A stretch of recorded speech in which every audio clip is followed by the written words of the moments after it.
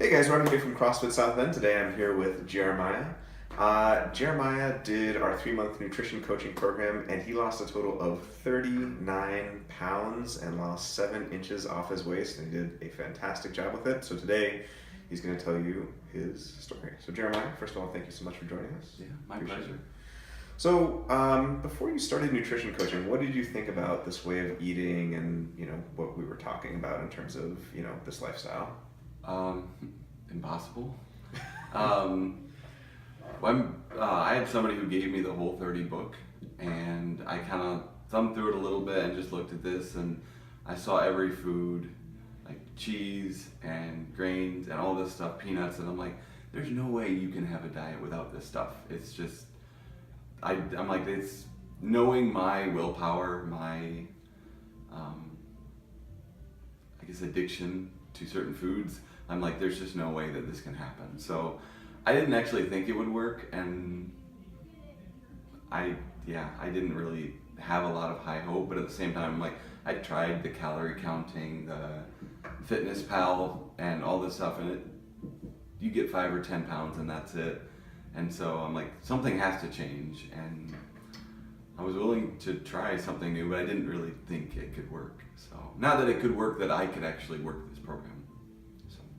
So once we got started, tell us about your journey. What was it like month 1 when we were transitioning, and then month 2 when we were doing Whole30? Like, tell us about your journey. First couple weeks, which it was nice because I thought I'd have to do everything cold turkey, just cut everything out and do this, and I'm like, I could do 2 days and that's it. But at first it was just, all right, here's what you're eating this week, and then you would just say cut out 2 or 3 things. I'm like, well, I can do that. That's fine. As long as I still have my Coke in the morning, and I have, at lunch, and I have my bread and things like that. And then the next week, well, let's cut this out.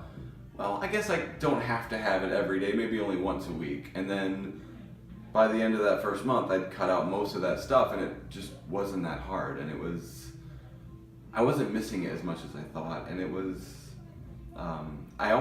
I didn't think I was quite ready for Whole30, but I'm like, I think I could do this. I think I could eat a lot better than what I have been. And then we started the Whole30, and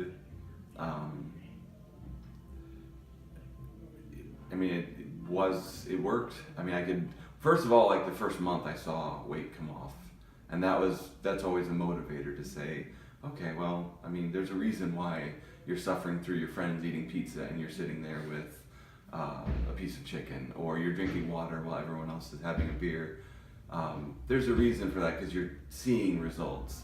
And when we hit the Whole30, it just became a point of pride, where like at work we would have a bunch of cookies and candy for the students, and I'm like, nope, I refuse. Even when they would come up and make something, offer it, I'm like, it's a point of pride. Like I really want to see this through. Like, I've gotten to a point where I've cut out a lot of foods. Day 8, day 9, it got really difficult because I had a lot of get-togethers, and it was still, no, I want this. And it was having a plan like that, where like this is something that when you see results, there's a specific goal that you have in mind, and there's a specific plan of foods that you need to be eating, and understanding why you're eating these foods. Like, it was hard. It was really, really hard, but it wasn't near as hard, and I've never had a goal that as far as eating and diet, that I've kept to like this. So it was really hard, but it wasn't as hard as I thought it would be. And whenever I told people what I was doing, they're just like, that's ridiculous. Why would you do that? I couldn't do that. And that's the thing. Everyone would always say, I could never do that. And I'm like, yeah, I thought that too. But when you want it and you need a change, and somebody like Robbie, who's fantastic, and making you understand, not don't eat this, but why shouldn't you eat it? Why is this a problem? Why are you going home and eating these foods? What is the reason why? And I mean, even like, not just the food, but the sleep, and the finding a way to relax your mind. And I mean, sorry, I'm all over the place, but No, that's okay. I never really thought about diet as my environment and the circumstances surrounding that. I just thought of it as, I like this food, I'm going to eat it. I don't have the willpower not to eat it. And to get to that point where like he's explaining like, why are you eating these foods when you're stressed? When you're really upset, when you're angry about something, like what are the foods that you're eating and why? And like starting to realize like my addiction to these kinds of foods wasn't just because I wanted it, it was because I was using it for comfort, for a reward of something difficult, or when life is really, really bad, I have a pizza, and that's my goal in life, and it's not a goal, but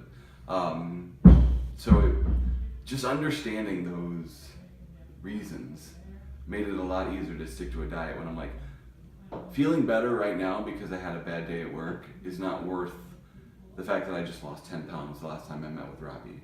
Like, this is way more important, and I guess that's why like the diet wasn't as hard as I thought it would be, and understanding why if I'm getting more sleep and I'm eating this way,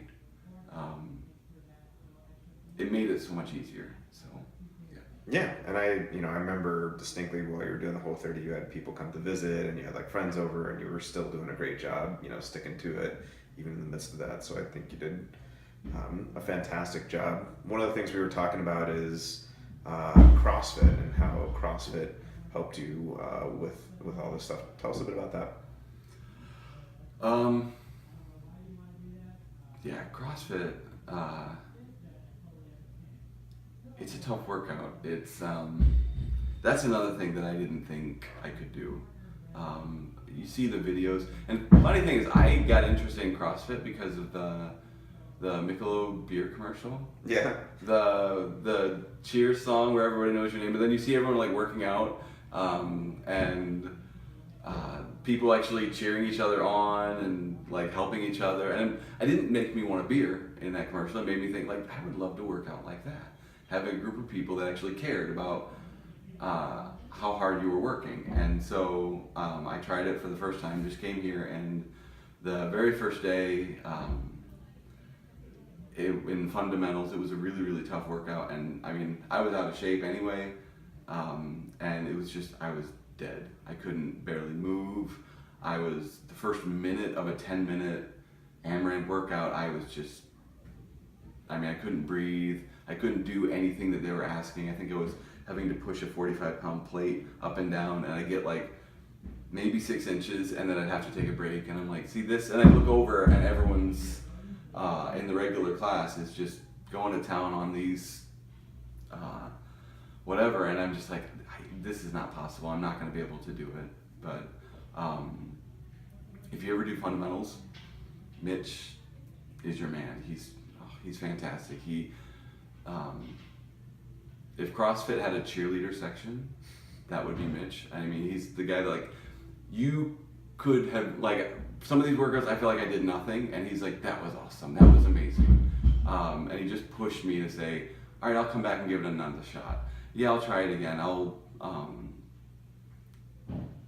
push myself a little bit more, and I found myself pushing myself harder than I would ever push myself.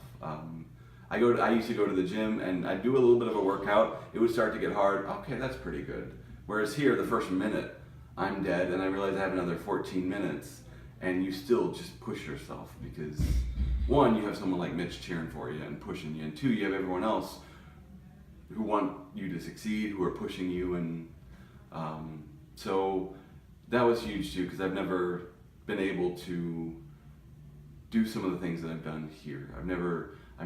Since starting CrossFit, I've been able to play a lot more sports and be successful and not have to walk off the court or off the field every 2 to 3 minutes.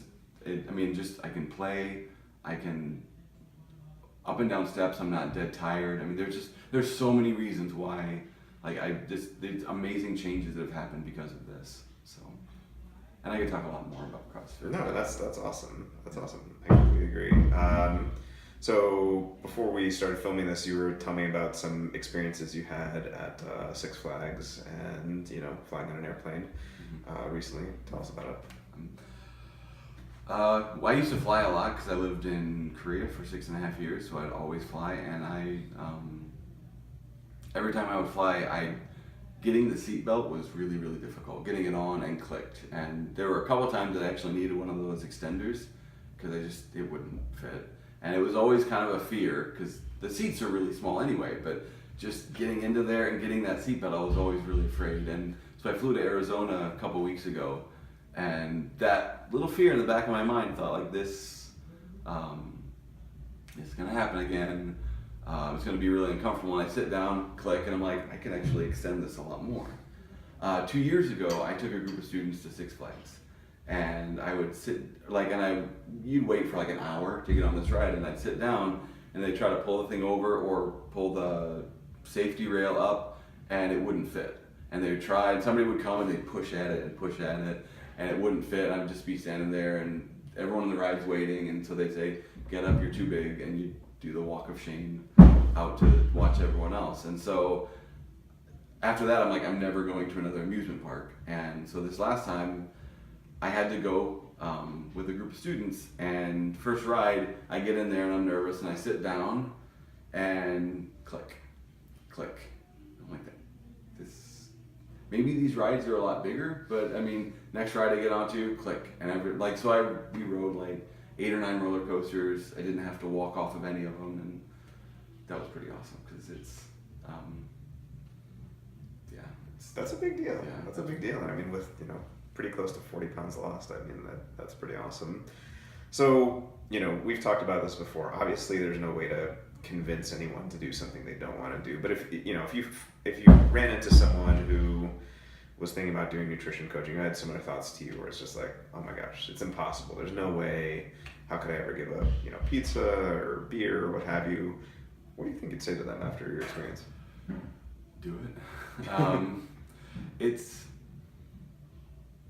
It's a life-changing experience. I mean, working with Robbie will change your life. It will change the way you look at your life, and it needs to happen. I mean, if you're here trying to make changes, I mean, my guess is you really want this. Otherwise, you wouldn't come here. You wouldn't be interested in making any changes. And so, if you're coming in wanting this, I don't know, you have to do it. But okay, sorry, I'm not saying this right. Coming into this, again, I had all these fears, and I thought, I can't do it, it's impossible. But it's just, you start little by little, and you start just making some sacrifices, or looking at things differently, and listening to people that know what they're talking about. And it'll start to get easier. You'll start to understand it. You don't just do it because you have to do it because someone tells you to do it. You do it because this is what you want. This is your goal. Your life isn't working the way it should be. And for me, I was really tired of just never losing weight, never actually making a difference, and always looking this way and thinking, this is my life. This is what I have to be. This is how I'm going to live. I'm always going to be the person who isn't able to do sports, isn't able to say no to these foods. And it's, you just make the changes. You, little by little, you just try. I don't know. No, that makes a lot of sense. Yeah, it's the hardest part. Sometimes it's just being willing to give yourself to this program, or give yourself to a program. If you go into CrossFit and I'm like, I can't do all these workouts, I can't do this is way too hard, so you quit halfway through, you're never going to get anything out of it. If you start working with Robbie and you're like, I don't see the point of giving up bread, so I'm not going to do that part, but I'm going to do this, it's not going to work. I mean, you give yourself completely to a program and trust that, if you really want this, you have to commit 100%. And for me, I didn't think it would work, but I want to give it a shot. I want to commit. And almost 40 pounds after 4 months. I know I'm not proud of a lot of things in my life. That's one of the few things, and I'm like that. I did that, and I can do it. If something happens where work gets really stressful, I start stress eating a lot. I know I have done this. I have lost 40 pounds in 4 months. I can do it again. Something else happens in my life that's difficult. I'm like, I don't think I can do that. Well, I did this program that anyone else that I tell about, like, why would you do that? That sounds ridiculous. Like, I did it. I had success. I mean, it changes the way you look at life in so many different ways. No, I completely agree. And, you know, from my perspective, you know, one of the things I have to say is sometimes I've wished that we could do like video testimonials before someone starts, because one of the things to me, you know, about Jeremiah, you know, obviously the 40 pounds lost, you know, the 7 inches on the waist, you know, changing his food habits. One of the biggest things with Jeremiah was when we first met, you didn't really believe in yourself. You weren't very confident, and you were always, you know, concerned about failing, letting others down, and that's one of the things we talk a lot about. And, you know, a huge joy to me is just, you know, seeing you, you know, talk about this stuff, and you're confident, you're a different person, you believe in yourself, and yeah, I think you just did a fantastic job. But to me, like, if I had to encapsulate, you know, I'm extremely proud of everything you've accomplished, but to me, I think probably the biggest thing is just the confidence and the belief in yourself that you have now as compared to when we started. And I think, you know, while I help, you know, do little things here and there and kind of guide you, you were the one who did it, and did a great job with it. So, you know, major shout out to you and all the effort you put in. You did a fantastic job. Thank you. All right, guys. So that's Jeremiah's story. Really amazing story. Definitely one of my favorites. You know, I think weight loss and health and all this stuff is great. But I think what Jeremiah said at the end about, you know, changing your life for the better and looking at life in a different way and establishing different habits and having confidence in yourself is one of the bigger aspects of all these things. So hope you enjoyed that story, and we'll see you next time.